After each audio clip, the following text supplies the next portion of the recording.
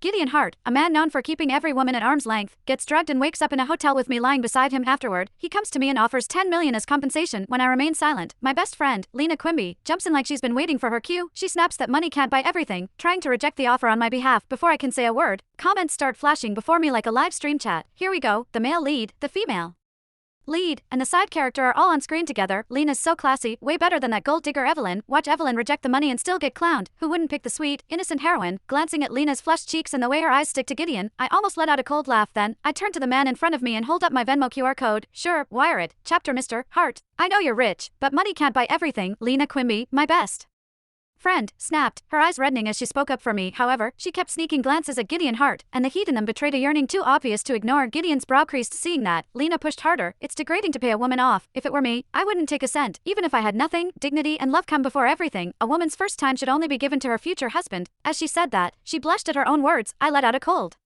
laugh. This was exactly what happened in my previous life. Last time, I let Lena goad me. I couldn't bear the shame, so I refused Gideon's offer. Later, when bills piled up, she egged me on to ask him for money. In the end, things spiraled, and I was thrown out of Kingsborough. I had nothing left and hit rock bottom. Lena could put on and act all she wanted in this life. She just wasn't going to polish her halo with my money again. I looked up and met the eyes of the refined man across from me.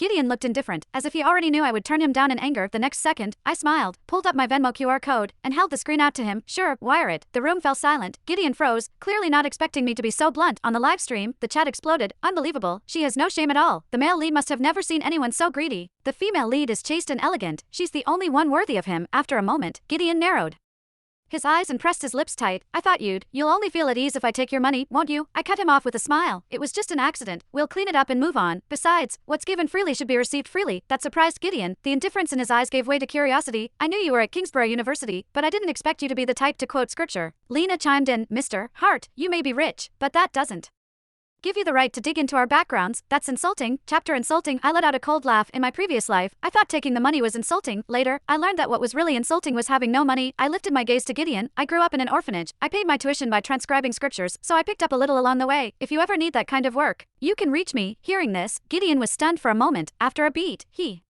pulled out his phone and said, in that case, let's exchange contacts. After saving my contact, Gideon glanced at me and added, I'll transfer $10 million. You shouldn't have to worry about tuition again. Lena's face hardened. Evelyn, if you think of me as your friend, don't take that money. Why not? I retorted. If we don't share the same values, we don't need to be friends. Lena looked stunned and started to speak, but Gideon silenced her with a cold glance. This is between Evelyn and me. If you're done lecturing, you can see yourself out. Right on cue, a bodyguard stepped forward. Seeing that, the color drained from Lena's face. She slammed the door on her way out. The live stream chat went wild again. Wait, what? The male lead is defending the side character. This plot is way off the rails. I lowered my eyes and smiled. Who cared about the plot? This time, I only cared